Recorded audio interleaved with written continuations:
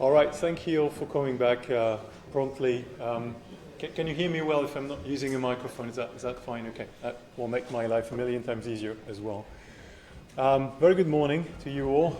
It's my great pleasure to be here this morning, and as a coordinator of this second theme of the center, we're going to be talking about process integration and whole systems optimization. I'm also very grateful for David to have given this keynote before. I think the work we are going to show now, is complementary to what David has shown. Focus was on polymers. We're going to be focusing a lot more on chemicals and see how we can make chemical production a bit more sustainable. We're going to talk about the LCA as well. Yesterday was about theme 1. They're a much bigger theme than we are in terms of researchers. So that means that I got a chance this morning to invite pretty much all the members of the team to speak. We'll have a presentation by Ben on process integration, by Andrea later on LCA. We've also recruited Matt, who's a postdoc in the center working across all 3 themes. So we recruited him to give a presentation on more systems thinking for chemical production. Right, we've already seen this slide quite a few times. I want to focus on the middle bits, which is showing how we organize the work in the center. So we are theme 2 with the middle bit of the sandwich, if you want, the savory bit, right?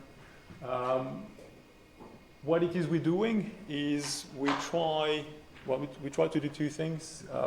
There's this process integration side of things where the enabling technologies that are developed by our colleagues in the theme 1, we try to take them, assess them, scale them up, integrate them, benchmark them with other existing technologies.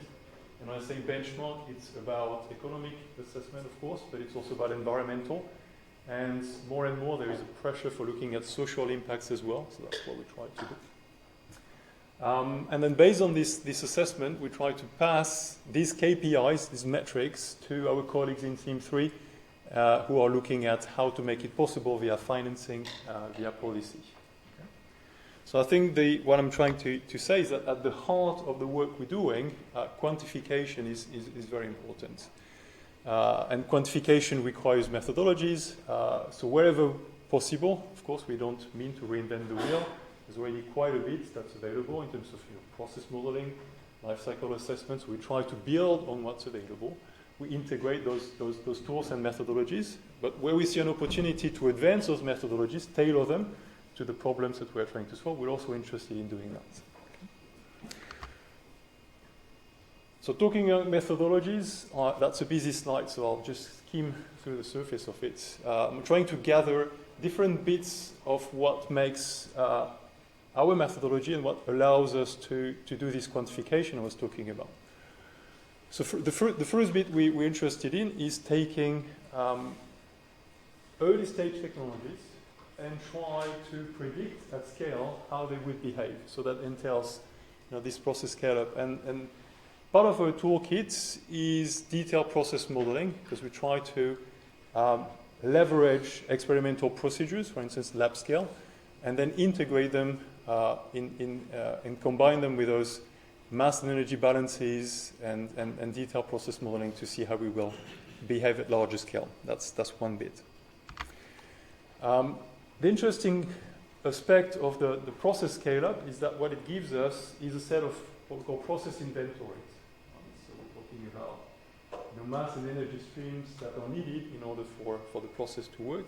And those process inventories are very useful for us because they give us a means for doing an economic assessment, calculating capex and opex, the classical economic evaluation. But based on the same inventories, we can also conduct an environmental assessment.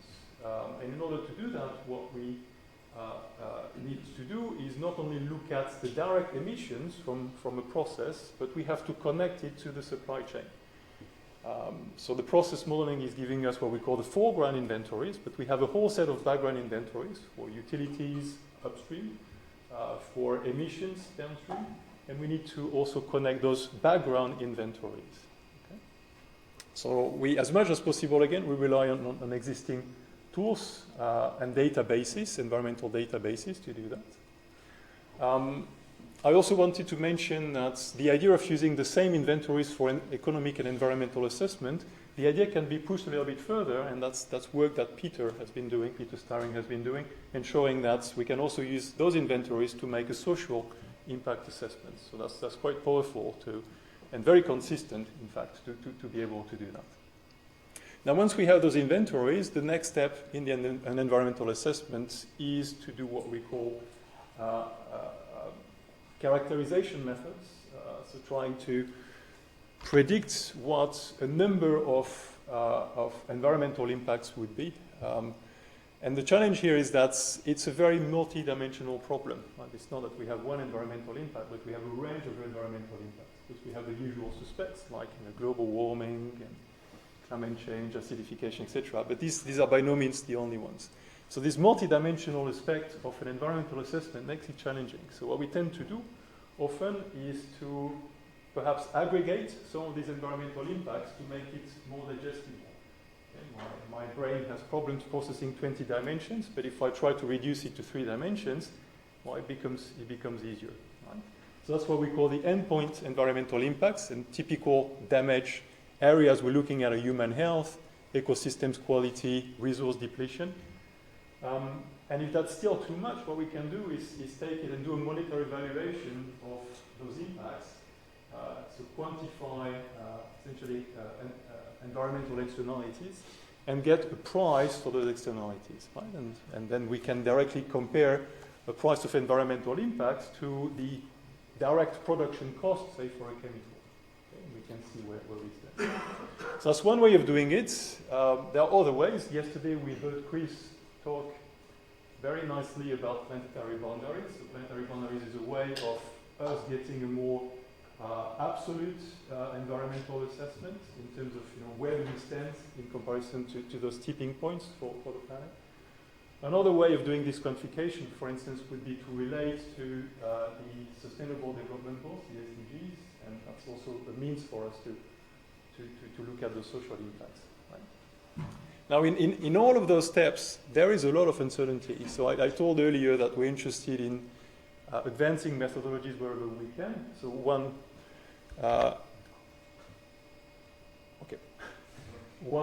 area that we've been looking at recently is uncertainty propagation and seeing, in a way, sensitivity analysis as well. So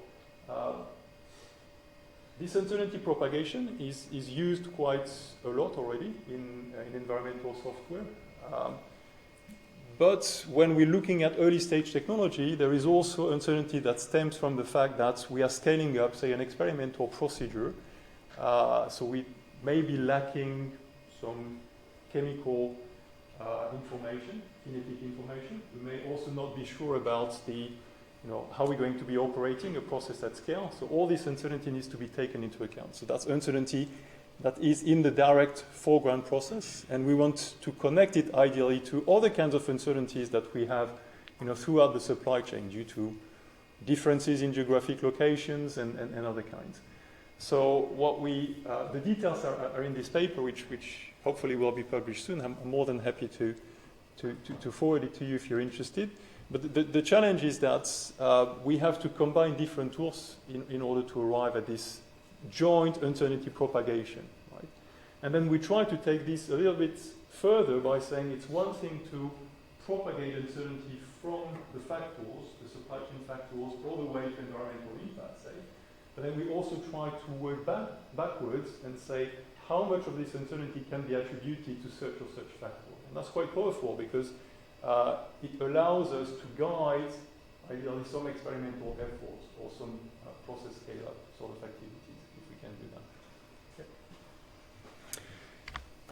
Right, so now switching gears, what I wanted to show on the next couple of slides is a bit of a case study that we've been doing recently on applying very much this methodology to an area in PEM fuel cells. So we've been working with colleagues at Imperial College on that. It's a group of Magda Titirici developing this kind of systems. Our focus is not on the entire PEM fuel cell, it's on the cathode compartments. And in particular, the electrocatalyst in the cathode compartment that's driving this oxygen reduction reaction. As it has been shown that in terms of environmental impacts, it can generate up to 80% of those impacts. So there's a good scope for trying to do things better. So it's a comparative assessment we've been doing. And on one hand, at the top, you see this is I'm going to say, conventional catalyst. It's platinum-based. It's very high technology readiness. It's commercial. But of course, it's using platinum. So there is a challenge with that. And then we were comparing it to another catalyst, which is an iron-based catalyst. Right? So the comparison really boils down to using precious versus non-precious metals. And I picked this case study. We've been working on others. But this one is also interesting because there aren't so many assessments that look at catalyst production at the moment. It's an area that's quite difficult. So I thought it would be interesting to showcase it. So it sounds like an easy win, right? You're replacing. You have a catalyst that replaces the platinum for iron. So it doesn't seem there are a lot of catches here. But there are catches because the activity of the new catalyst is going to be lower. Right? So it means that we're going to need to be using more of these catalysts in order to produce the same amount, if you want, of electricity. And that's the functional unit we're using is for a PEM fuel cell, I think, in a car. So it's the amount of catalyst that would be needed to power an 80 kilowatts fuel cell stack. Okay. Right, so how do we go about the assessments? We have some experimental procedures, and that's what's represented at the bottom of my slide here. This is how we would produce the catalyst itself, and there are operations such as milling, and then washing, filtration, a lot of drying, a lot of use of furnaces as well in order to get to the catalyst. Okay? And based on this process, we get our process inventories. We do the same. That's for the iron-based catalyst. We have the counterpart for the platinum-based catalyst as well. And this allows us to arrive at a set of environmental impacts. And that's what the spider plot, if you want, at the top part of the slide is representing. And when you're looking at this spider plot, well, it's really a mixed bag, right? Because there are areas such as, if we're looking at, for instance, mineral resource scarcity. And that's an area where our new catalyst is doing much better. That was expected because we are not using platinum anymore. But there are other areas, such as global warming, for instance, or which was the human toxicity, where the new catalyst is in fact doing much worse than the previous catalyst. So it makes it very difficult, doesn't it? Because we have to compare bananas and pineapples, basically. Right? So in order maybe to try and get a clearer picture, we tend to aggregate things a little bit more. Right? That's one way of getting around that. And if we start from those midpoint impacts and we aggregate them into endpoint impacts, you get those bar plots at the bottom. On the left, you have human health. At the middle, you have ecosystems quality. And on the right plot, you have resource depletion. Right?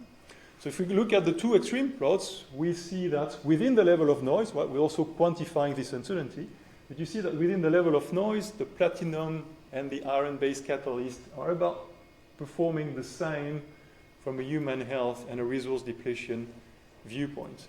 But the reasons are again very different. For the platinum-based catalyst, it's the precursor, the chloroplatinic acid, that carries much of the environmental burden. But for the iron-based catalyst, what we see is that electricity consumption is a big player. And that's not a surprise because we have a lot of those drying and furnace sort of operations, and that's coming from here. And we're also using, for washing, quite a bit of hydrofluoric acid, and that carries quite a bit of impact as well.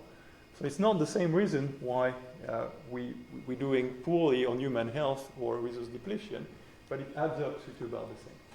Now, the interesting thing, from my standpoint, is that if we're looking at ecosystems quality, and that's an area that's very often overlooked in comparison to the other two, well, the new catalyst is doing much better. Okay, so there's a clear win here, also within the level of noise. But how do we weight those different categories? Well, it's still unclear at this point. So we could carry on and say, now we are going to do a monetary valuation of those environmental impacts.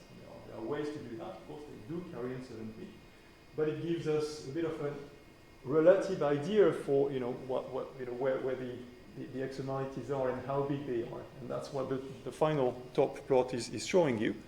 So it's a combination of direct production costs with the monetized externalities for human health, ecosystem quality, resource depletion. And so we're looking at the first bar for the new catalyst, and this tall bar here for the platinum-based catalyst. Okay? And we can see that this ecosystem quality, that's the blue bit on the bar, is in fact dominating the monetized externalities for the platinum catalyst. Okay? So the clear message here is do not overlook ecosystems quality. Right? And then that's a different story, and I don't have time to elaborate on that, but of course we could carry on and run some scenario analysis, play the what-if game and say, if we reduce the amount of catalyst by half, how is it going to improve the impact? Or if we consider that platinum is going to be recycled, same story, how would it impact? So we can do a lot of useful analysis based on those results. Right, so that's a bit of a wrap-up slide for this precious versus non-precious electrocatalyst. Net zero, circular economy concepts, they're very useful because they directly point to human health via climate change. They point out to minimizing resource depletion or reducing resource depletion for the circular economy. One area, again, that is not really taken into account here is loss of biodiversity, so this kind of ecosystems quality. So at the moment, and my fear is that if we promote too much net zero and circular economy, we're going to be losing sight of the fact that there are other environmental dimensions. So monetary valuation is one way of doing that. The planetary boundaries, again, are another way of doing that.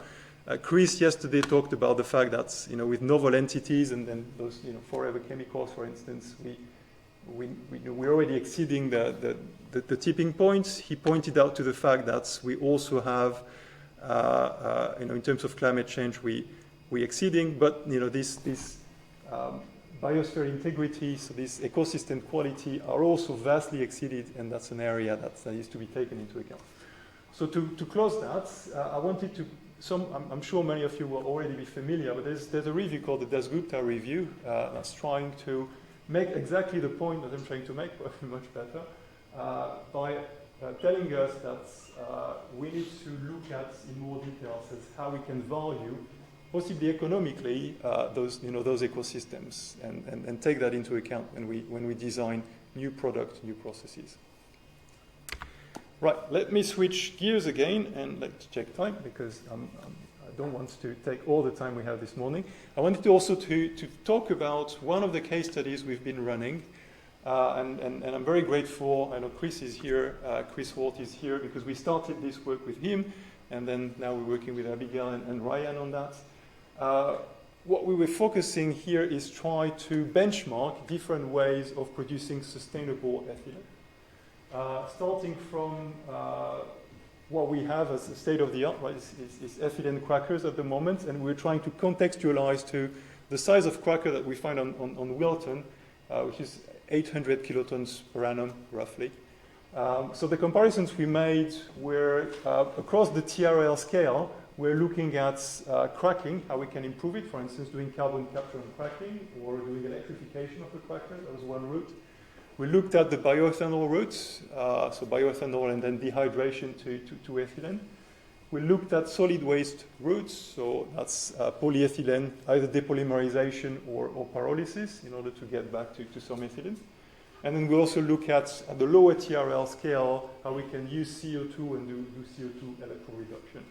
So I don't have the ambition to go through all that. Andrea later will go into more details for the assessment for bioethanol route and solid waste route. So I wanted to show you some results and compare them for the two extremes. Right? So if we start from ethylene cracking, it's the conventional process, right? It's already a highly integrated process between the furnace, compression, separation trains. It is quite a large emitter of CO2. For every ton of ethylene we produce, we roughly are going to be making 1 to 1.6 tons of CO2. So for the UK, where we have 3 sort of Wilton-sized crackers, we're going to be making in excess of 3 megatons of CO2 a year. So there is opportunity to try and reduce that. Of course, the usual suspect here is to say, how about just fitting a carbon capture on top of the ethylene cracker? So we looked at that. We also looked at an option where we would replace the cracker by an electrified cracker itself. Okay? And we tried to make some assessment. So what I want to point out at this point, at this stage, is that when we use electrification, we are going to be changing, in a way, some classical heat integration capabilities. For instance, a cracker is producing a lot of methane, and it's usual to try and close the energy balance with this methane stream. So if we electrify, of course, we're not going to be able to do that anymore. So we have to think about other options to integrate. And this is all pointing to the fact that we need, again, detailed process modeling in order to fully exploit the potential of heat integration. And that's what we did. And to go quickly, what we found is that there isn't a huge integration potential when we fit a carbon capture unit on top of an existing cracker. And that's probably because crackers are already highly heat integrated, so we don't have too much of that. So that means that the price to pay for carbon capture is very much additive, and there's not much we can do about that. Now, quite counterintuitively, what we found is that when we electrify, we can reduce the energy consumption by quite a bit. So that came a little bit as a surprise, and that comes from the fact that when we electrify, we no longer need superheated steam and other areas like that. So there are reasons we can understand why. So at this point, what I'll ask you to do is to remember this figure. So for 800 kiloton per annum, an electrified cracker, we estimate that the energy consumption, annual energy consumption, would be about 4 terawatt hour. Okay, so let's keep 4 in mind. And I'm going to skip to the other end of the spectrum, where we're looking at now a completely sustainable way of producing ethylene, only from water, or from using CO2, capturing it from air. So I'm talking about direct air capture here as an ideal case, and using sustainable renewable electricity. And we're comparing a matrix of technologies, right? So on one hand, we have electrochemical reduction, but we also have thermocatalytic technologies, right? And when we put them, we say we either go directly or we have a single intermediate. It can be carbon monoxide or methane or methanol. And we put all those routes, and we try and do an assessment based on those routes.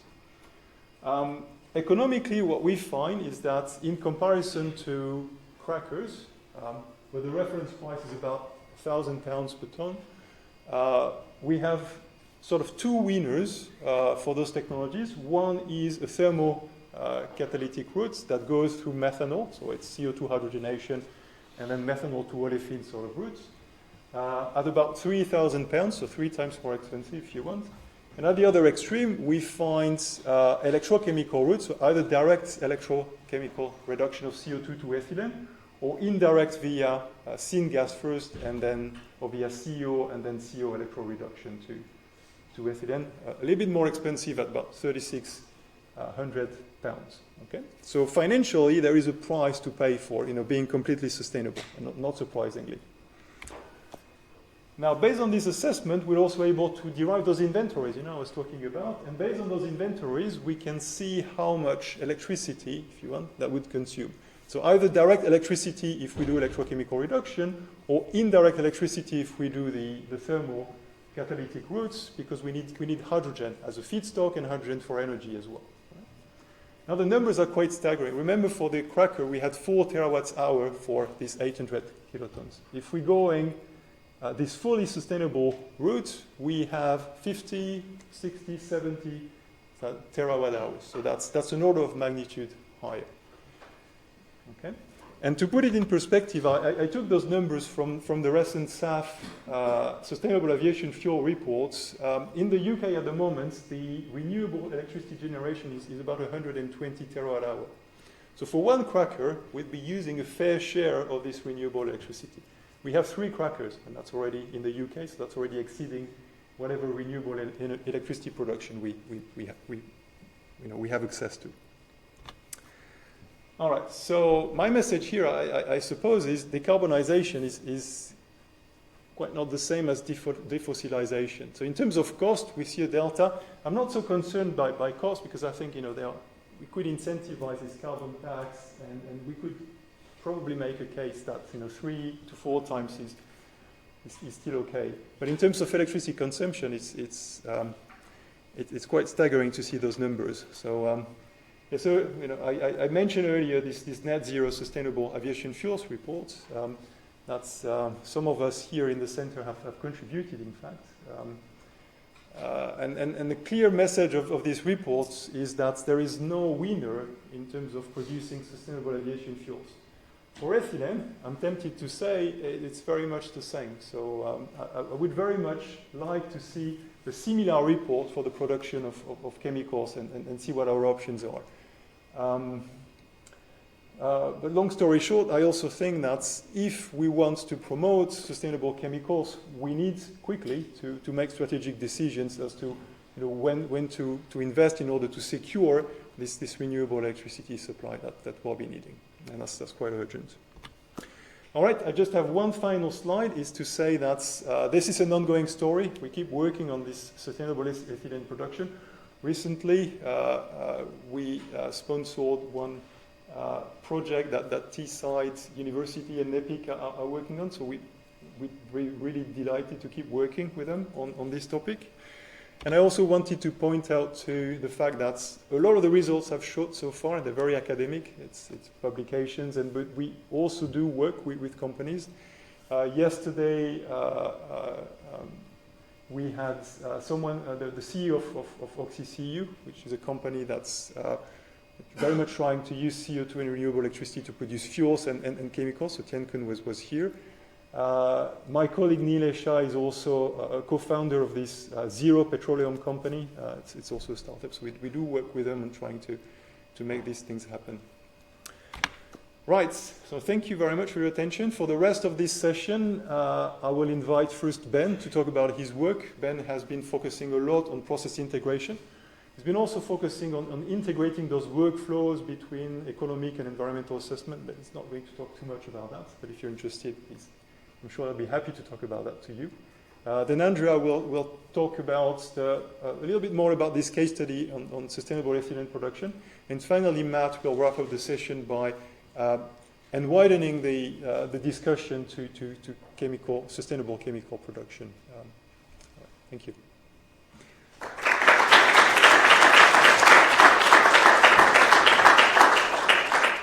I think what we'll try to do as well is take all the questions at the end, right, like we did yesterday afternoon.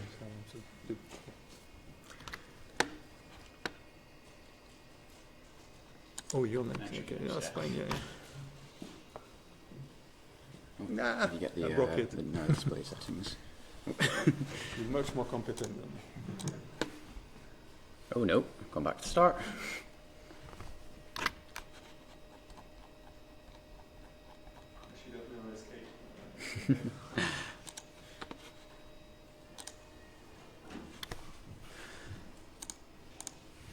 There we go. Okay. Yeah. Can everyone hear me okay? Perfect. Right. Yeah. So my name is Ben Lyons. I'm a second-year PhD student with Benoit within the Theme 2 section of this centre. And yeah, I'm going to quickly talk to you about process integration and how it fits within the circular chemical economy. So, okay, that works. So yeah, very quick overview. Just want to give you a quick introduction to what process integration is, then more sort of talk about how that links specifically to the circular chemical economy. And then I want to go through a few case studies, one of which is one I've been working on recently with methane, and then a quick summary, and then obviously I'll pass on to Andrea afterwards. So, what is process integration? So, many different definitions throughout literature really, but this is one I found which is quite succinct and short. So a holistic approach to process design, retrofit and operation that emphasizes the unity of the process. So instead of taking your chemical process and designing each of your units individually as you go through from your feedstock all the way to your product, you're sort of considering the whole process as its entirety and thinking about different ways you can integrate it to reduce sort of environmental impacts and energy usage. So historically, yes, it was just focused on just sort of heat recovery. So all the chemical engineers in here will have studied pinch analysis and designing heat exchange networks. But now, as I mentioned, it's sort of expanded beyond that to sort of broadly just sort of improve energy efficiency and reduce environmental impacts. And we have many different methodologies for doing this. I won't go into them in too much detail, but essentially we screen different effective designs and combinations of technologies. And then, as Benoit touched on earlier, a lot of what we do is economically assess all these different options and look at the environmental impacts of them to see which one we think would be most suitable for that process specifically. So, and again, just a quick example for any of the non-engineers here of sort of what we're thinking about for integration. Say we've got a process on the top right here where we've heated up some sort of feedstock to go into a reactor, and then we have to cool it back down again, and we're using about 3 megawatts worth of utilities. So something we can very easily do is just simply use that, the end product from that reactor, and use it to preheat the feed. So now all of our heating is done by the exothermic energy released by the reactor, and now we've only got 1 megawatt of energy now for cooling at the end. So we haven't really changed anything about the process. We're still meeting our temperature process requirements, but we've reduced our energy usage by 1/3. So historically, this is where a lot of the focus was on process integration, and it's sort of inherent now. No matter what sort of process design you're doing, you will do a bit of heat integration and energy recovery. But moving on to the circular economy, a lot of the more interesting things we look at is really look at mass and waste integration, different technologies we can use to process these waste streams to get them back into the start of the process to generate our new chemicals. So, like my quotes, another little quote here, definition for circular economies in general. So, a regenerative system which resource input and waste, emission and energy leakage are minimized by slowing, closing and narrowing material and energy loops. If you think back to the sort of definition of process integration, where we're looking at these different technologies to reduce environmental impacts, they're perfectly aligned, really. We're trying to take these waste products and then loop them back to the start, minimizing environmental impacts. So it's a crucial factor to achieving a circular economy, how we can integrate these different processes. I've seen many sort of different diagrams over the past, yesterday and this morning as well, on sort of an example, circular flow. So here's one from literature, just with plastics. So yeah, obviously we're taking our plastic bottles, recycling it around.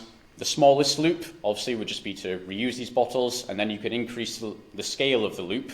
So mechanically recycling it, shredding it, melting it back down to re-extrude these plastic bottles. Another scale up, where we're then looking at the chemical options, either depolymerize them completely, or even go down to even smaller subunits. And then you can even go even larger than that, which includes sort of incineration, which really we're trying to avoid, where you end up with the CO2. And then we can use direct air capture to capture that CO2 again.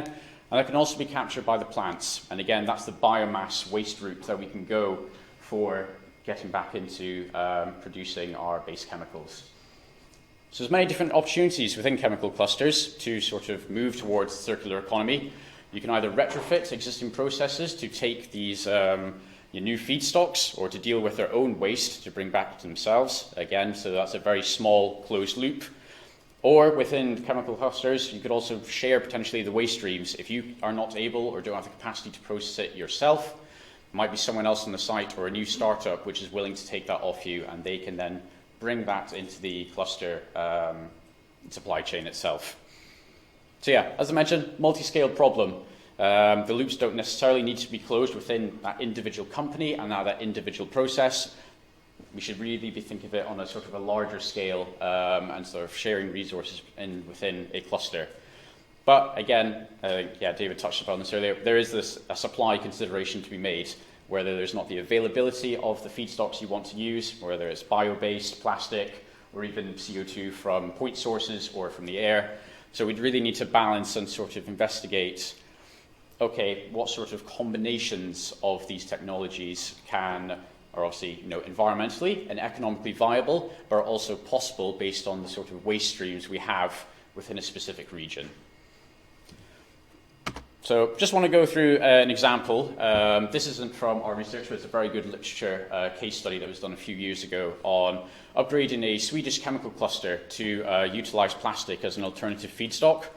So it's a little bit blurry, but it's a simplified diagram where we have the cracker unit on the left-hand side, taking in the naphtha and ethane feedstock traditionally, which then going through to a fractional recovery distillation section before sending the sorted olefins out to all the downstream chemical factories in the rest of the chemical cluster.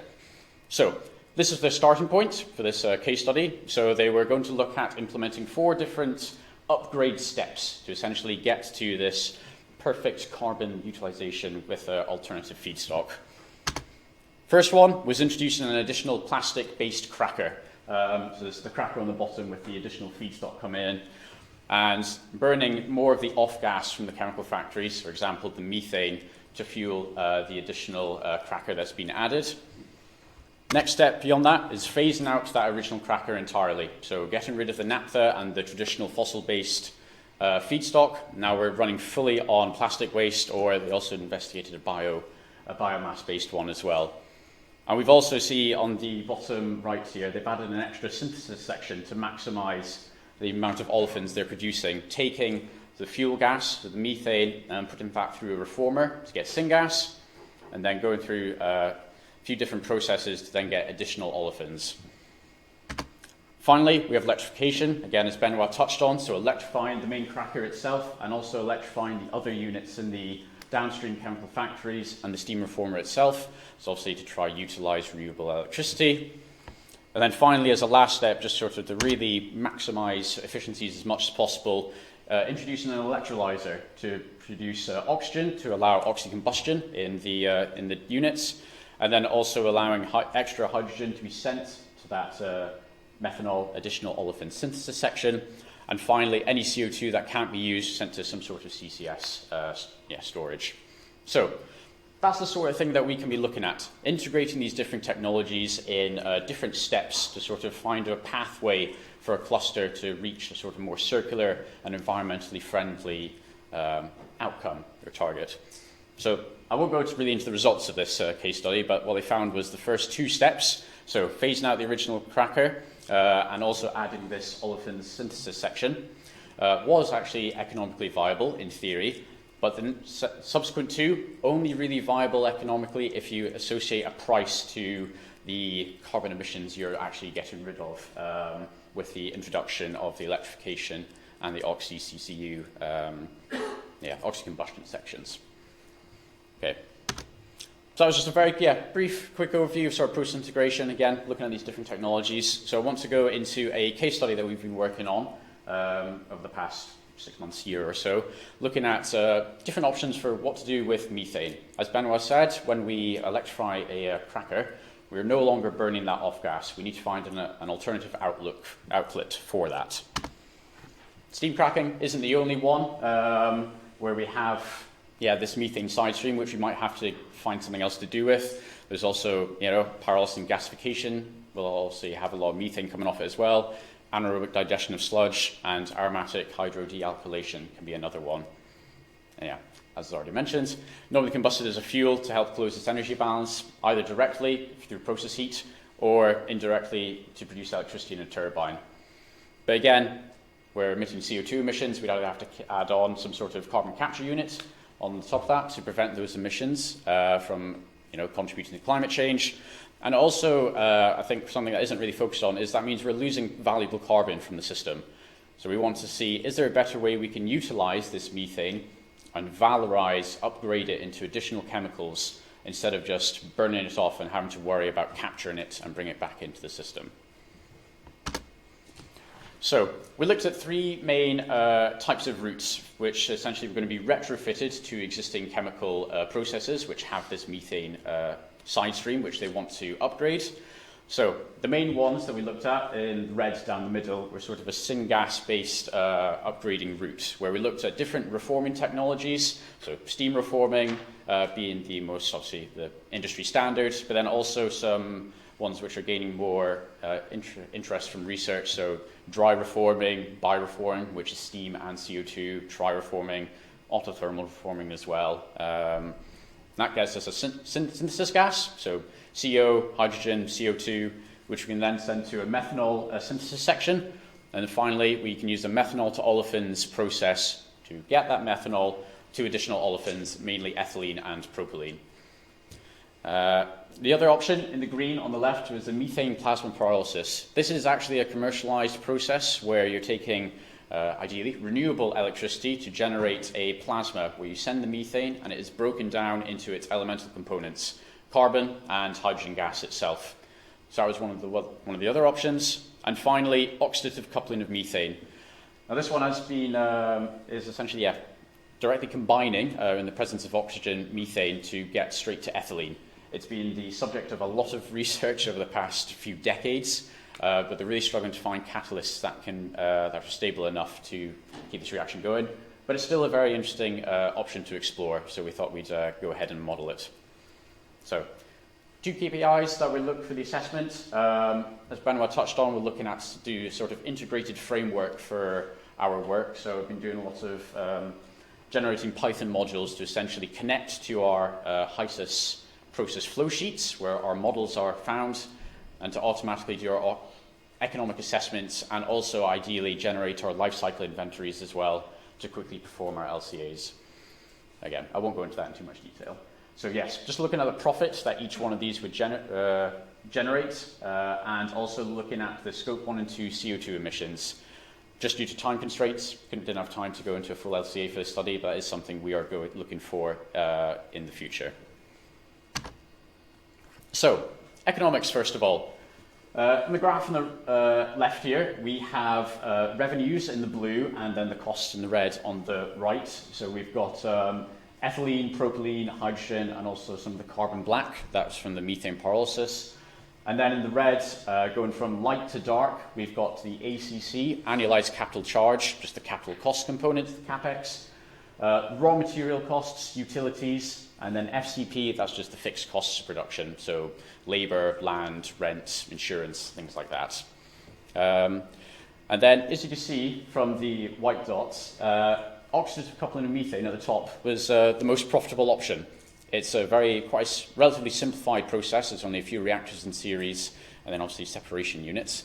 So yeah, it's got very low capital cost, and it also actually generates a slight excess of electricity due to something we do with one of the side streams.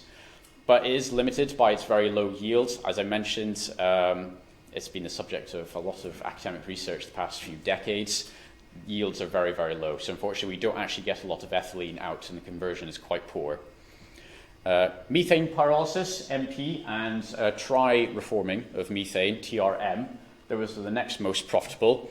Methane pyrolysis, also relatively low capital cost. You essentially have the plasma reactor and then a few separation units to separate the carbon black and the hydrogen.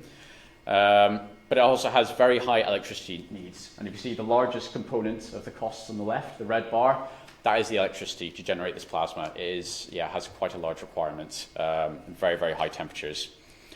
And then tri-reforming was the best performing syngas reforming option, and actually produces syngas in an optimal 2-to-1 hydrogen to CO ratio, which is perfect for what we need for generating methanol. So obviously, if we have as much methanol produced, then we can produce even more olefins at the other side as well. Autothermal reforming, pretty similar performance, so it's better than the baseline, but it's hindered by slightly higher heating costs in the reforming section at the start. And then looking at the other 3 reforming sections at the bottom, so bi-reforming, which is steam and CO2, dry reforming is just CO2 itself, and steam obviously is the traditional one. So unfortunately, those reforming reactions are highly, highly endothermic, and just simply the heating requirements in that initial section of the process unfortunately just wipe out a lot of the available profit and revenue that we make. And unfortunately, dry reforming, even though it'd be very nice because it uses CO2 as a feedstock, unfortunately, it just has the highest reforming duty. And also, that CO2 has to come from somewhere. This was costed as from a point source, so it's not even from DAC, which would be even more expensive. And also, unfortunately, it makes syngas in a 1-to-1 ratio, so we actually don't really generate a lot of methanol from that. So that was the economics. And then I'll very quickly go through the, so there's the scope 1, 2 emissions, obviously a bit more narrowed focus on the environmental side. So yes, considering direct heating, electricity, I should mention all of these, the process heat was provided by blue hydrogen, just because, we're using methane, we don't really want to use that methane itself for heating. And we're also considering credits if you're using CO2 as a feedstock. So the good news is, the dashed blue line, that's the business as usual case if you were just burning that methane for energy itself. All of them, scope 1 and 2 at least, are performing better than the base case. Methane pyrolysis, that's considering the electricity, the average grid carbon intensity. So obviously, even though it's performing the worst, if that was using renewable electricity, that will obviously be substantially lower. Oxidative coupling and methane was the only one that has sort of direct emissions, again, from one of the side streams. But again, something we're looking at in the future work is adding a carbon capture unit to that to reduce those direct emissions. And sort of opposite from the economics, best performing ones, kind of intuitively, are the ones that use CO2 as a feedstock, which is the dry reforming of methane and the bi-reforming of methane. And also tri-reforming also has a tiny little component as well. So very quickly, that was the environmental emissions. So as I said, this is just sort of a preliminary study. So what we're working on in the future is, currently, is working to create more rigorous process models. Also wanting to expand the analysis with a full environmental LCA, so we're not just looking at global warming potential in scope 1 and 2. Obviously looking at the monetization of these externalities, as Benoit mentioned earlier. I also want to do a sort of a scenario analysis at different flow rates. So these low capital oxidative coupling and methane pyrolysis options, probably a lot more suitable for smaller methane flow rates. But as we get into larger flow rates, the capital intensive syngas-based routes may become more profitable. And obviously, some sort of sensitivity analysis to different economic or market conditions as well for the prices we used. So quickly summary, process integration, obviously a very fundamental part to achieving the circular chemical economy. We need effective ways for screening these different options to feed back, say, to the theme 1, to say these are the sort of things you should be targeting or focusing on, which would make your process most applicable in the future. That's also a multi-scale problem. We can look at the individual process level, but in reality, we should really be expanding that to look at the cluster as in its entirety. All right, thank you very much.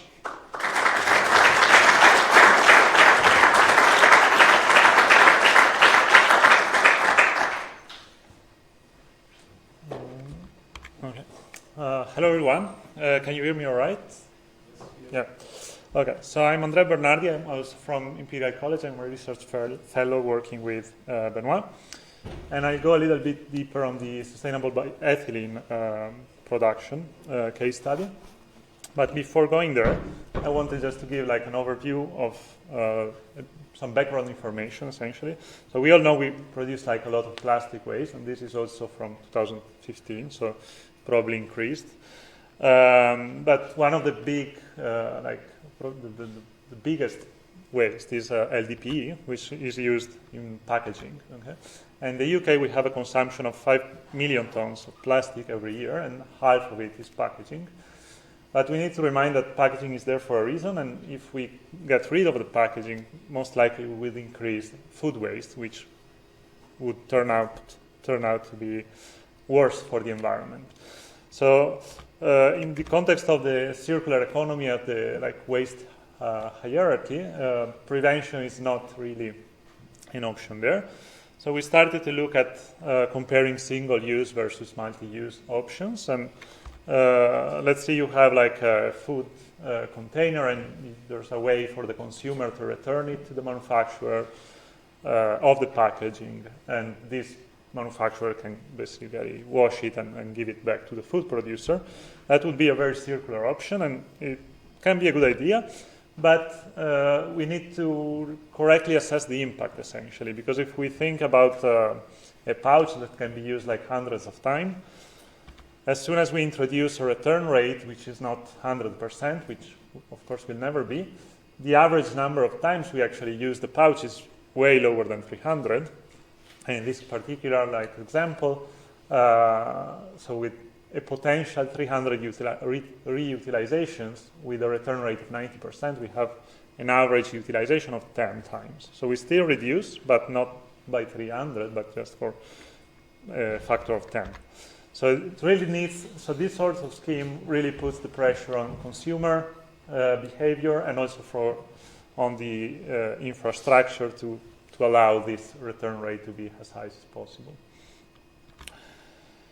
Now, going back to this figure that you saw already in a few of the other presentations, we can think about essentially alternative resources that we can use to produce ethylene in a more sustainable way.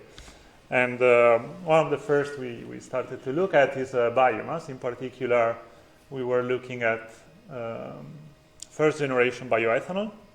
And the UK is a big producer of cereal and wheat in particular.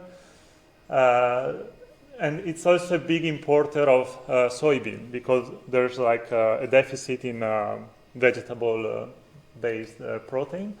And the vast majority of this goes into animal feed. So we are importing every year 3.3 million tons per year of soybean, mostly from South America. And this puts a huge pressure on other countries and not on the rainforest in this case, from the savanna, tropical savanna, but of course it's a big burden, and also it's linked with very long transportation distances. So there is essentially scope there to investigate, and the other alternative is to use plastic waste. Here I have just the same figure as before, so we have 5 million tons of plastic used every year, and 1.2 million tons is the packaging that is currently recycled. And then we can start from CO2 using electrochemical reduction, and here we want to be either the CO2 coming from biomass again, so we have different sources of biogenic carbons. Here I put 2, and the statistics are for Europe. So not for the UK only. So bioethanol plants produce some CO2, not too much. We have biogas plants that has a larger share. And then if we go to direct air capture, the current production is essentially very little. But there are different sorts of predictions we can make. And here is for the worldwide availability. So the plant capacity means there are plants that are essentially in advanced stage of development, and they're going to be operational by 2030. And then there are different scenarios we can look at. This one is from International Agency or Energy Agency, which talks about 38.7 million tons of CO2 captured by 2030. The problem with direct air capture that we also need to account for is that there is an energetic penalty there because we are capturing CO2 from a very diluted source. So we need to also to include that when we think about scaling up technologies. So in the case study, we look at 4 options. I will talk mainly on the central 2, but I also included the business as usual, like a typical steam cracker, and also one of the options that Benoit illustrated before about CO2 reduction. In terms of methodology, I won't go through these slides again, as Benoit already explained it quite in detail, but what I wanted to point out is that I'll be focusing essentially only on the environmental side, so on the LCA study. And here we have the block flow diagram of 2 options. So the ethanol route, where we have essentially first a plant to produce ethanol, and it's first generation ethanol. And in here we have byproduct, which is the DDGS, that can be used as substitute of a soybean meal. And then the ethanol is dehydrated to ethylene in a second plant. while in the pyrolysis case, we considered a very optimistic case, a kind of a best case scenario, where we assume we have polyethylene as a way already sorted and with little impurities, and we do a pyrolysis of this. We have some byproducts. We have methane, propylene, and benzene, and then we obtain our ethylene. And for the methane stream, we looked, as Ben showed, at different conversion options to further essentially increase the olefin production, and we plan to integrate this into the detailed LCA. Now, in both cases, we have byproducts, and byproducts usually makes LCA slightly more complicated, because when we do LCA, we like to compare different processes based on a certain functional unit, which in this case is 1 kilogram of ethylene. But when you have different products with different byproducts, to make a fair comparison, you need to take this into account. And there are essentially two ways. One is allocation, where essentially you distribute the total impact of a process between product and byproducts based on a certain metric. It can be mass, if it's a physical stream, or maybe the energy content, if one of the byproducts is electricity, for example. Or you can just consider the economic value of the streams. Another alternative is to use what's called system expansion, where essentially you give some environmental credits to your process because of the production of the byproducts. And works similarly, if you think about in economic terms, to the fact that when you have a byproduct, you try to sell it, and you have a revenue from selling the byproduct. And this second option is what we considered in the following analysis. Now, here I have some little bit more detailed process flow diagrams. I will go through it quickly, just in the interest of time. Essentially, in the ethanol dehydration, we have a series of reactors with intermediate furnaces, and then we go through the separation stage, where we have some energy-intensive operations like cryogenic distillation unit.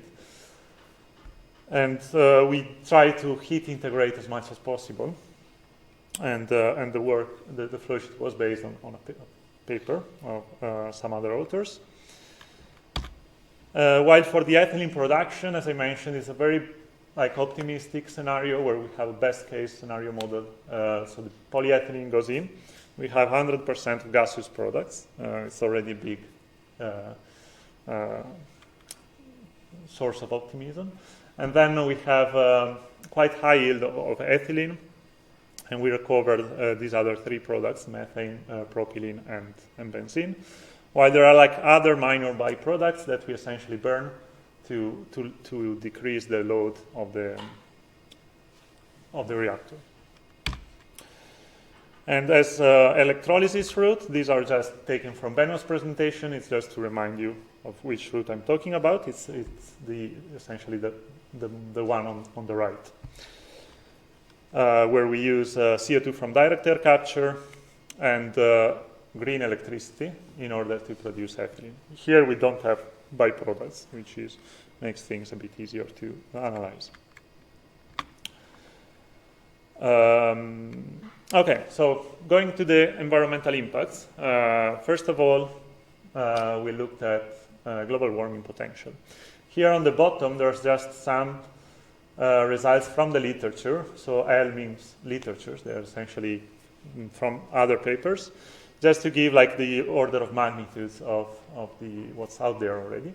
So for a standard steam cracking, we have approximately 1.5, 1.6 kilogram of CO2 emitted per kilogram of ethylene. And it doesn't change a lot between shale gas and naphtha cracking. For bioethylene based on corn, we have quite big uncertainty. So the different papers talks about very different values, but it's hovering around zero. And with our process and using like the existing databases in CIMAPRO, we get like similar results, like a very small value with some uncertainty around it. And then we have like the kind of best-in-class bioethylene, which is based on sugarcane. Of course, it's not in the UK, it refers to Brazil, where it's possible to grow sugarcane. And it has like a negative global warming potential, still with quite large uncertainty, but definitely better than business as usual.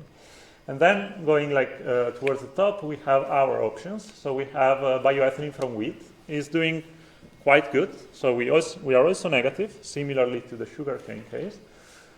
But it's good to point out that we are negative because we have these credits coming from the DDGS. So without that, so if we don't have a market for the DDGS, then the bioethylene becomes essentially as bad as the business as usual. So it's very important to have byproducts that we can find a market for and avoid other environmental impacts down the line. And then we have the plastic pyrolysis, which doesn't do much better than the business as usual. And finally, the CO2 electrolysis does quite well. So we also see a big negative contribution towards global warming. So in the biomass case, it's very important to keep in mind that biomass, first of all, you have quite a lot of uncertainty on those impacts, but also they are wildly country dependent. And when we look at different European countries, we see that the UK is indeed one of the best performers. So there is scope for bioethylene. And when we look at the breakdown, we see that only 10% is linked to essentially machineries and diesel utilization, which is one of the usual suspects. But then the big part of the overall contribution comes from fertilizers, either production or direct emissions, which means that fertilizer essentially degrades in the soil and emit ammonia or like nitrous oxides and other greenhouse gases, or methane as well. And then when we look at the credits, so the reason why we get so much credits for the DDGS is actually because in the UK, as I mentioned, most of the soy comes from South America. So compared to other European countries, it is doing much worse in terms of impacts. So if we can avoid these impacts, we get quite a lot of credits for that. So the results will be highly country-specific because, for example, if we take Italy, we have way less impacts for the soy and more impacts from the wheat. So it would be the other way around. Now, global warming is one of the environmental problems we are causing to the planet. So it's important to consider what's called environmental burden shifting and evaluate how benefits or like shortcomings in terms of global warming reflect, or like if they are essentially reflected in also other impacts, or we are just moving the problem from one way to the other. And when we look at these more aggregated indices on the endpoint areas of protection, we can see very different pictures. For example, in terms of damage to human health, we see that now the wheat-based bioethylene becomes more impactful than the business as usual. And this is linked to a very high particulate matter emissions, which is also linked to the fertilizers for the majority of it. So it's something that is worth having a closer look at. While, for example, CO2 electrolysis has a big impact on human toxicity. And again, despite being good in terms of global warming potential, overall, it's pretty much similar to the business as usual. And the pyrolysis is the best in this particular metric. Now, if we go to the damage to the environment and the ecosystem, we see a different picture again. So where now the wheat is also it's still good, and also CO2 electrolysis is good, while pyrolysis has like more problems on the ecosystem quality side. And finally, in terms of resource depletion, we have a reduction essentially in all the options, with plastic pyrolysis being the best performer here. And here there's no breakdown because essentially 99% of it is fossil resources. So the mineral resources utilization, it's rather small for all the options. Now, a way to further aggregate these numbers is, as Benoit mentioned before, is to do a monetization. So we apply an environmental cost, if you want, to these three damage categories, and we convert everything in a common monetary basis. And this gives us essentially the relative merit of the three of them, because it's hard to tell which one is better if we just know that one is better in human health and the other is better in the ecosystem. Because maybe one of the two is very small in absolute terms. Of course, there's uncertainty associated with this, and we can see the error bars kind of explode here, especially in the biomass and CO2 electrolysis case. But it tells us that essentially which are more important. They are all quite important, but the ecosystem looks like a smaller portion of the overall impacts in all the cases. And we see how plastic pyrolysis here has the lowest externalities cost. Here, essentially, I mentioned it's a very optimistic scenario, so we need essentially more detailed models, but there is potential for the technology to be environmentally sustainable. CO2 electrolysis has the lowest impact on ecosystem quality, but kind of pay the penalty in the other two categories, while with bioethylene has an impact that is slightly lower than business as usual, but with quite big error and uncertainties. And here in particular, it's worth focusing on the particulate matter emissions. Why they are so high? Is it possible to make something better?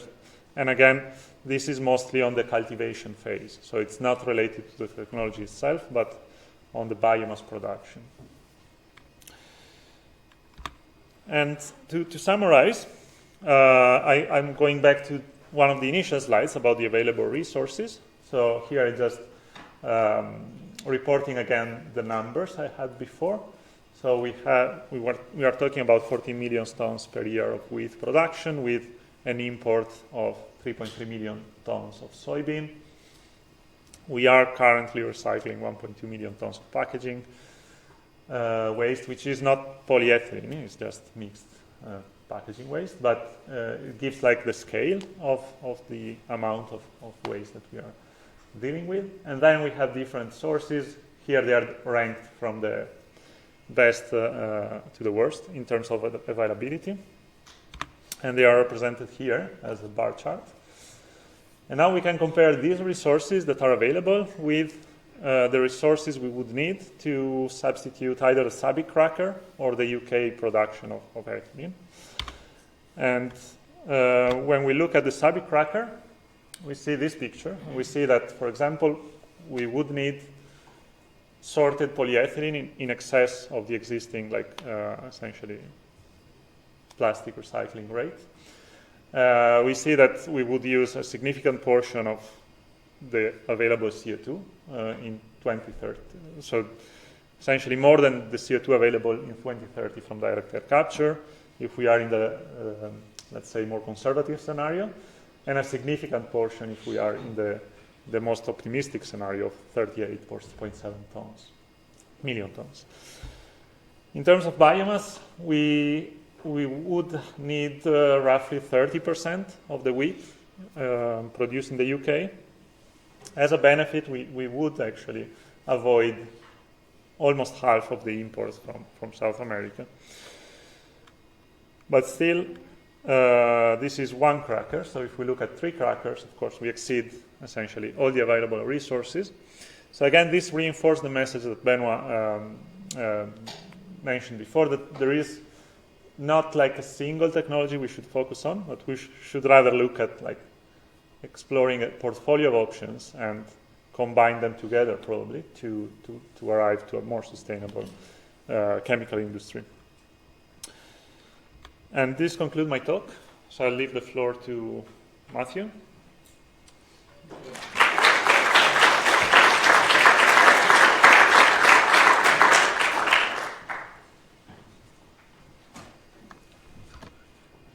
Everyone hear me okay? Yeah. Hi, I'm Matthew Royle. I've been working on the roadmap for our Circular Chemical Centre. I joined in August and working for Libby Gibson at Newcastle University. So I'm just going to take you through a little bit more of a holistic approach to how we think about building a roadmap for chemical circularity. So first of all, I'll do the prescriptive, what does circular chemicals look like? And this is more to me as well. So we've got our renewable feedstocks. I don't know if this clickers. Oh, right there. We've got our renewable feedstocks here. These can come from a number of different routes. We take those feedstocks and we make them into products. And obviously our centre is focused on ethylene, but it also goes all the way down to end user products as well. And what we're really trying to do as well is, once we get to this disposal stage, so that end of life stage, is how can we close the loop? So we've got lots of different loops here, some mechanical recycling to a number of different chemical recycling techniques as well. And really what we want to do as well is kind of get away from the status quo from landfill, but also problematic solutions such as energy from waste as well, which actually contributes to our CO2 emissions here as well. So eventually we'll have a completely closed loop circular economy chemicals. So what approaches have there been? So since I started, I was trying to look at all the different approaches that they've been, and it kind of differs between what you're interested in. So there's a number of industrial approaches. So there's got the INEOS pledge, we've got P&G's ambition to net zero, we've obviously got the ISF roadmap to climate neutrality, and also Unilever have been doing a lot of work in this sector as well with their climate transition action plan, and also quite revolutionary carbon rainbow as well. So that's just industry, and this is by no means an exhaustive list of strategies out there. There's a lot more. So when looking at political scale as well, there's a whole swath of political strategies, from EU strategies such as the EU Circular Economy Package, the EU Green Deal. Recently there was a number of things that the EU are bringing in as well, such as the CRM, which is Critical Raw Materials Act, which will be really important for the chemical sector space. But also just moving into the UK as well. So we've got the net zero strategy, we've got the 10-point plan to green industrial revolution, resource and waste strategy, and also Bayes' chemical sector roadmap. And even within this space, we've got UK net zero strategy there. I think it's about a month or so ago, there was the Chris Skidmore review of that strategy. So there's plenty of approaches towards chemical circularity going on. I'd highly recommend reading that Skidmore review as well. It's really insightful. Then there's the independent research. So there's the CCC's 6th carbon budget now. We've got the UK Plastics Pact roadmap, which RAP have been instrumental in creating. Obviously the RSC chemical strategy, and KTN's action plan to net zero, which was released, I think it was just last week. So there's lots of different people doing lots of different things. And it even boils down to the regional levels, so local levels. You've got different clusters in terms of the net zero northeast. There's the London Circular Economy Statement, there's West Midlands Digital Roadmap, and kind of the Northwest Cluster Plan. So this really, I'm trying to emphasise that there's lots of different individual recommendations, and that adds complexity to our kind of solutions that we need to move forward with. So how do we kind of unify those efforts? We see kind of, can we make a coherent plan from all this kind of siloed, fragmented work? And I believe one solution to that would be to create a whole systems approach. We need to kind of deconvolute chemical circularity if we can. It does come with its own complexity, but can we kind of package that into something which I believe would be a high-level roadmap. So what would the role of the roadmap be? So for our centre specifically, we want to evidence the impacts and collaborations across the 3 themes. We want to connect our partners as well to see where our Theme 1 technologies that you heard about yesterday, how they can contribute to the real world and how we integrate those technologies using the process integration that you've seen today from these talks, and also tomorrow you'll see much more on how it's pushed into society, into policy and finance as well. So this is kind of, as well, just a kind of vision of a road to the roadmap, if you like to call it that. So we need to create this situational picture for a start. So where are we at and where do we need to get to? And there's a number of different ways you can look at that. In my next couple of slides, I'll be looking at kind of the technology landscape and the political landscape. And then also kind of where we need to get to as well in our timelines of that. The core research, which is obviously across the 3 themes. Obviously, I don't quite fit in any of the themes. I fit in all 3 different ones. So it's quite nice that I'm bang in the middle of this showcase, because I feel like I'm kind of like the glue in the sandwich of the whole CircularChem Centre. But we also need our stakeholder input. I think this is really important. To avoid blind spots to recommendations that we want to make, we really need to make sure that there is that interface as well between industry and academia. But not only that, moving into policy and also financial institutions and public as well. So this all really leads into that whole systems approach. And I think our centre actually structured in such a way that it does work for a whole systems approach. So you've got the core research in the centre there, but also you really do need the knowledge exchange from many different players and different ideas as well. So you'll hear a lot about circular business models tomorrow from the Harriet Watt team, and the cross-centre applications, I think, is a given, really. But we'd just released a paper as well trying to champion that systems thinking to create circular economy of chemicals. And the idea is the culmination of all our work will fit into this high-level roadmap where we can give recommendations to kind of policymakers and also to kind of funding bodies as well. So I was trying to think of a good way of thinking about a UK technology landscape, and I've just redrawn my own TRL diagram, which I'm sure a lot of people will be familiar with. We've seen it in the last 2 talks as well. But what I wanted to really emphasise in this is, yes, we have the established technologies here, and you could argue where different technologies will land, and this is by no means an exhaustive list of technologies. I couldn't fit all the ones that we've researched into this slide myself, but I think this is another thing that we need to get across that was mentioned in the panel discussion yesterday. It's been mentioned at many different conferences as well, that there is a lot of technologies that are sitting in that emerging kind of TRL level, and how do we push them into the established technologies, which way you get into kind of plant scale and technology on a large scale. But I think it's really interesting, previous talks that we've had, that Benoit's mentioned it, Andrea, and I'm sure Ben's mentioned it, and I think David, you mentioned it as well, that there's no clear winner. There is no silver bullet. It's a bit of a cliche, but it's true. There's lots of different technologies that could be used for different feedstocks. And also as well, when you're thinking about a technology, the caveat with this is kind of, take pyrolysis for instance, that could sit in a number of different TRL depending on the feedstock that you're using.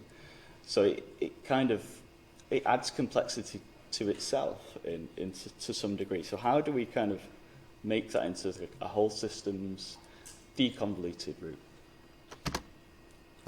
And this is kind of, again, something I've been trying to read up on and look from my own research of the political landscape. So these from kind of 2008 with the Climate Act, and we're moving through to the Paris Agreement.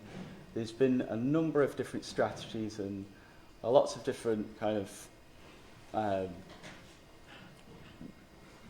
laws being put into place, but also a lot of targets that we can see after the present here that are very actually close to what we're approaching. The time is kind of running out on a lot of these targets that we need to hit.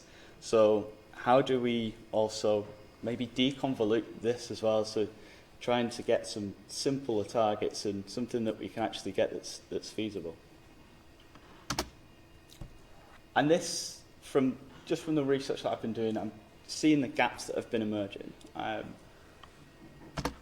One is the financial gaps. I mean, it's been discussed again yesterday in the panel discussions. I think tomorrow you'll see a lot more of that as well with the financial gaps that are in place. And it's not necessarily just the volume of finance, it's where do we push our finance to get the right technologies as well. Data availability, David touched on that, I had a good conversation with earlier as well of what are we allowed to share. So obviously, if you're trying to get industrial symbiosis, you've got natural competitors all moving towards the same targets, but what are they allowed to kind of share with their trade secrets, which is something we all know about. Policy cohesion. So it was quite interesting that the deposit return scheme was mentioned. I think it was a good question from the audience, and even on that, you think of within our devolved nations, we don't have a kind of a unified approach to the deposit return scheme. You could be thinking, okay, so Scotland are pushing the boundaries on that, but what happens if you're on kind of a borderline between the two? Can it be taken advantage of? So kind of getting that policy cohesion, I think, is really important as well. And metrics. So how do we know, even within metrics that Benoit and Andrea were talking about earlier, which one do we pursue? We've seen Faraday efficiency for our electrochemical reduction technologies, and how do we compare one technology to another to decide what's feasible? And engagement, this is something that's quite close to my heart. We talk about the interface between academic and industry, but it doesn't just go from there as well. The engagement, we really need everyone to input into something like a roadmap or strategies themselves. So I think things like this are a perfect way to engage with each other. So I really do encourage that, and trying to bridge that gap, not just from academia and industry, but all the way through to public and society as well. So how do we get that public acceptance? We can't do that without good, proper engagement. And then finally, technology and public readiness. I think we've already seen that there are a number of technologies out there. Even the state of the art that we're at the moment, maybe not quite ready to be put out to deployment right now. So I think having that technology readiness, which we can see with our little robot there, and public readiness as well of what are they willing to accept, what are they willing to buy. You hear a lot of colloquial things of, for instance, when we tried to remove packaging filming, there was a case study, I think it was done by our Harriet Watt team, where they took the packaging away from our food production in supermarkets, but it was deemed as not to be seen as fresh. So then essentially we had more food waste. So you're thinking of a solution that might not actually solve the problem. I think this really does boil down to trying to create this clear and concise framework. I know it's easier said than done because chemical circularity does kind of equal complexity, but if we can deconvolute that, I think that would be a really big step. And not to be, obviously we see the gaps emerging, but I want to kind of be a bit more forward-thinking as well, so that there are solutions emerging, new networks that are emerging. So this is one example of a really good network. We see the Teesside cluster, which David's a part of, and NEPIC as well. I think is really important as well if we don't just look to the UK, but there's some really good examples in Europe as well. You heard of the circular economy hotspots, which was kind of founded in the Netherlands, which is a really important aspect of pushing that through to a national level. A cohesive framework, which I've kind of mentioned as well, but there are frameworks in place. The KTN and the RSC are establishing frameworks to enable this transition. But also I think Europe, EU are leading the way with quite clear framework with a clear circular economy action plan. So I would recommend that you really kind of look at that for a chemical strategy. And transparency across supply chains, it's been touched on already, but we are seeing things, like you say, with kind of extended producer responsibility. There is a caveat to that, can it be too simplified? But also things like, recently there was a digital waste tracking system that's being put into place. So if we can track our waste all the way through to the end, then I think that surely would allow people to understand what they're dealing with as well. And multidisciplinary projects, I think this goes without saying really. There's not just chemists in the room, there's engineers in the room, there's industry, kind of business and finance in the room as well. There's people that are interested in politics, so everyone will have their own opinion on this and everyone will have their own expertise. Even looking through each day, you can kind of, you realise that people's priorities are kind of focused on what they're researching, which I think is a fantastic thing. So bringing those people together, I think, will really create more holistic solutions. And whole system engagement, it does feed into what we want to do. So we really, for the roadmap particularly, we need stakeholder input, you need public input, you need government input, and you need the fundamental research as well to actually back the statements up that you're making. And then I'll just round off to go on kind of whole system engagements and collaborations as well. Just a couple of final words. We are trying to conduct some interviews as a collaborative project with myself and Katie, working on a circular carbon paper, but and also it would really inform the roadmap as well. So just kind of finishing my face on Lord Kitchener's head, and the roadmap needs you. So thank you for your time.